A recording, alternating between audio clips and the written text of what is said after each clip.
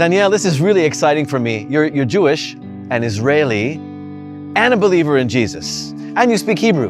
Right. So what's cool is that I just came from Israel, but we're here together in Budapest. Right. And you live here now. Yes. Wow. So I want you to take me to the moment where you realized that Jesus is the Jewish Messiah. I remember sitting in my bed. I was totally alone at home. I was reading the New Testament, just finishing it. And when I closed the book, as an atheist, I felt, wow, I believe this. Everything I read, I believed in it. Wow. So wait a second, an atheist, a Jew, living in a kibbutz, which we know is like a socialist, borderline communist style lifestyle and philosophy. Right. But yet you're reading the New Testament in your room? Yes, I had to check the New Testament. Why? I had to. Why? What happened? The story begins when I moved to Hungary.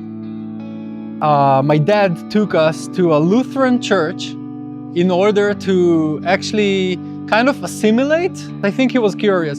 So he took me together with himself to the church, and he said to the priestess, I want to convert to Christianity. Really? And the priestess was like, okay, she knew we're not honest. She knew that we do it for a reason. And she said, no problem, you can convert to Christianity. But first, you have to do a course about the pillars of faith of the Lutheran Church. We said, no problem. So we started to do that.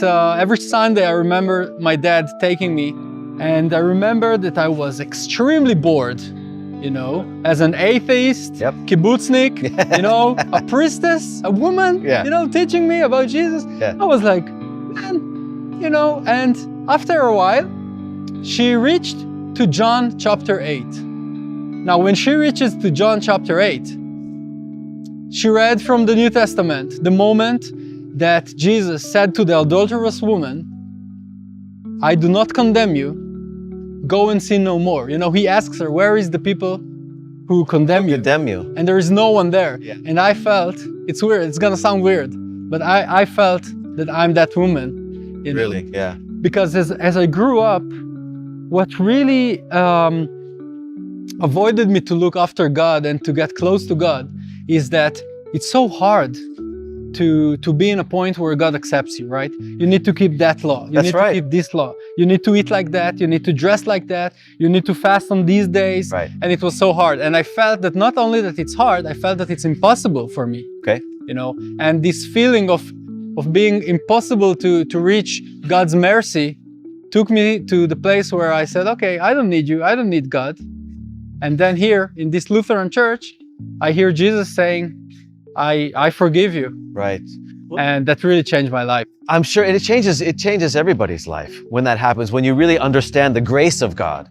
Because we look through the Old Testament and you see the laws, but if we look at the Old Testament or the Tanakh as a law book, we're missing the point. Because it's a narrative that contains laws, a story that has laws in it. But that's not the ultimate purpose of the Tanakh, is to give us the law of Moses. Right. That was part of the journey of our people. And as God promises us a new covenant, Jesus ushers in that new covenant of grace and mercy. But the Jewish people, we don't want to accept that. We want to do it on our own. Exactly. We have Moses. Exactly. We have the law, and we're going to do it ourselves with our own power. Exactly. And you guys, you can just, believe, and that's all you need to do. It's so easy. Right, right. What kind of struggles have you had with this? I tell you what, when I realized that Jesus is not only my Messiah, is the Messiah of our people. Yeah. Of the Jewish people, I felt scammed. What do you mean? I felt scammed. I felt that they fooled me. Who? That they lied to me. I don't know who. Everyone who said to me that Jesus was a magician. Right. That Jesus was a bad man. Right. That Jesus was, using in vain the name of God and all these. And I felt scammed because once I read from the New Testament and I saw that Jesus is everything, but all, Except from everything else. Yes. Other than that. He's loving, he's gracious, he's smart, and he's so Jewish. Yeah, well, all of those comments about Jesus and opinions about Jesus, they came 400, 500, 600 years after the fact. That's when they were codified, and that's when they were put in Jewish literature about Jesus, not the Jewish eyewitness testimonies. Right. Okay, so you grew up in a kibbutz. This is a socialist environment, so you're Jewish, but you don't You're not religious in any way whatsoever. I never really searched for God. And the reason I was interested is because I felt and saw it for the first time, the grace of Jesus, of Yeshua. Now, grace is something that we, in Judaism, we can't really understand. Yeah. We can understand forgiveness, right? We have Yom Kippur. Right. We can understand merciness. We can understand a lot of things, but grace is something that is like a little bit far. Let's define grace. What does grace mean? For me, grace is when you receive something that you are not worthy of, Don't deserve. Yeah. don't deserve, and this is the gift that Jesus gave us. Yep. Jesus gave His life for us, that we will not need to die in our sins, but Jesus died for our sins. Wow. And mercy is not getting what you deserve. That's right. That's right. Because So us Jewish people have a hard time with grace. Yes. Right? And why do you think that is? it's a good question.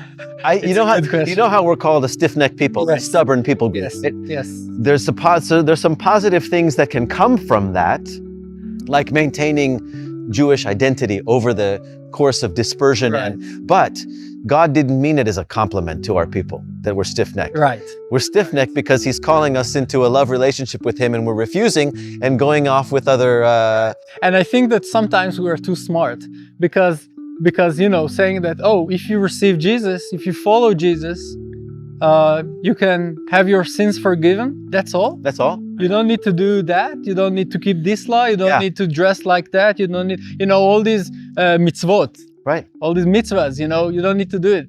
No, because even if you try to do your best, you'll never be able to reach to the point where I want to talk on that just for a second, because people will come to me and say, well, you believe in Jesus, you're no longer Jewish, you don't keep the mitzvot and all these things. And honestly, if someone was to look into my life and put a list of mitzvot, I do keep many of them. But out of my love and respect for God, right. out of my love and respect for what Jesus did for me and my appreciation to God, I keep mitzvot. Right. But I don't do it in order to gain favor. I do it in order to show my gratitude for God. Exactly. And many secular people will come to me and they'll say, you're not Jewish, you believe in Jesus. And I'm thinking, do you follow mitzvot? No, but you follow. It's like, okay, so actually my life as a follower of Jesus is much closer to Judaism in terms of following mitzvot. We have the 10 Commandments. And you know what? The 10 Commandments, you know what Jesus convicts us of? He convicts us of our thought life. And even the 10th commandment convicts us of our thought life. Right. And so when a Jewish believer or any believer in Jesus is struggling with their thought life, my mind is going here and I want this and I want that.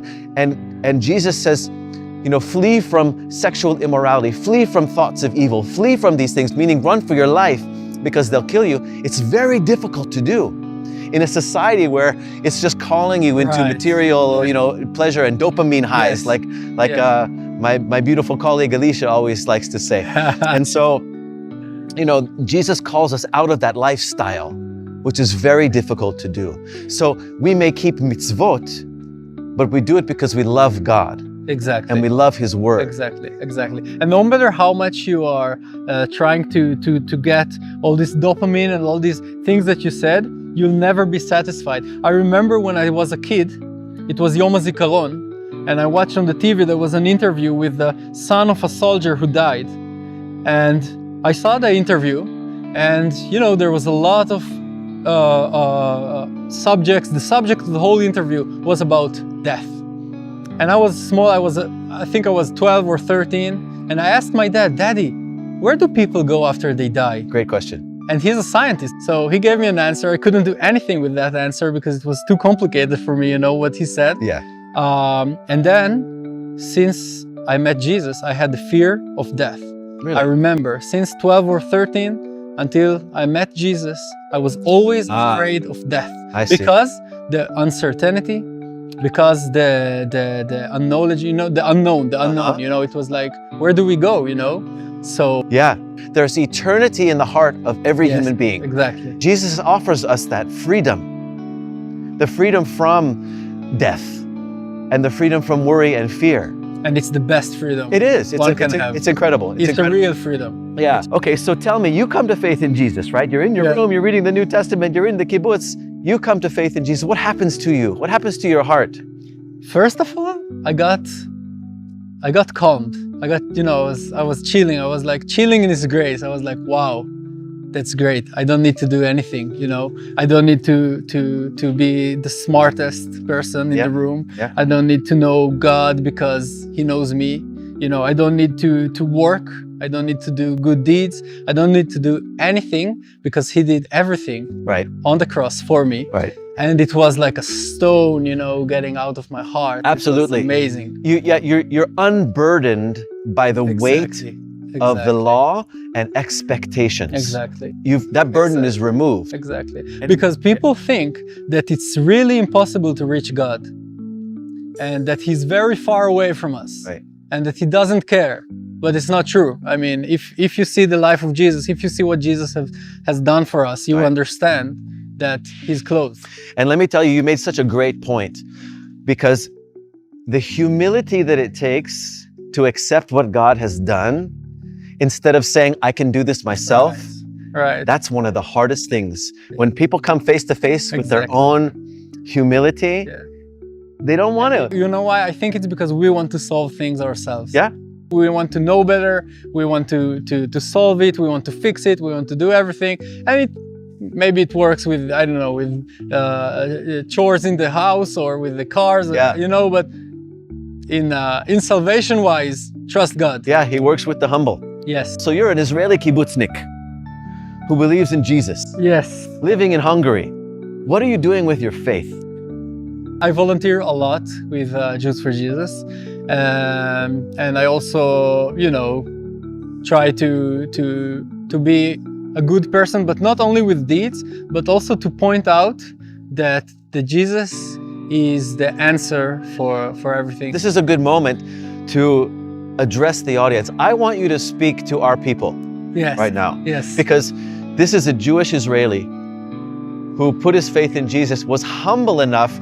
And what's really cool is that humility comes with an amazing boldness. Right. It's a bold, courageous humility. I want you to speak to our people and tell our people, our Jewish people, our Israeli people, why they need Yeshua.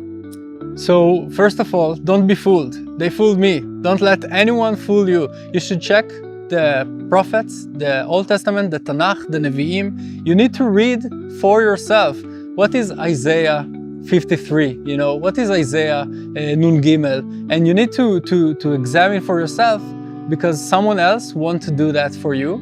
And just be open, and don't let anyone, don't listen to anyone. Don't listen to me, don't listen to the rabbis, don't listen to the atheists, to the people in the kibbutz. Don't listen to anyone. Listen to the Bible, only to the Bible. And once you read the prophets, you will see Jesus shouting there, That's right. I'm the Messiah. Oh, I love it. I love it. Thank you so much. You're welcome. Yeah, I mean, I spend a lot of time on the streets of Israel speaking with our people, pleading with our people, open up your scriptures, look into the Tanakh. Right. And you know what? Look into the New Testament too, because it's just as Jewish. Right. They think, oh, it's their book. Right. If you believe the Tanakh, you must believe the New Testament. Yeah. Because in the Tanakh, God said, I'll give you a New Testament, and it will not be as the Old Testament. That's right. So it's not Catholics who found out, who invented the Old Testament, New Testament thing. Right. It's God saying, I gave you a testament, it will be old one day, and I'll give you a New Testament. That's Listen right. to the New Testament. Jeremiah 31:31. Go check it out for yourself. A Israeli Jewish believer in Jesus, from his mouth to your ears. If you like this kind of content, give the video a thumbs up. If you want to leave your comments down below, please do so. I was inspired by this video. I hope you were too. God bless you. Thank you for watching. Wait for the next amazing testimony, just like Danielle here. Thanks, buddy.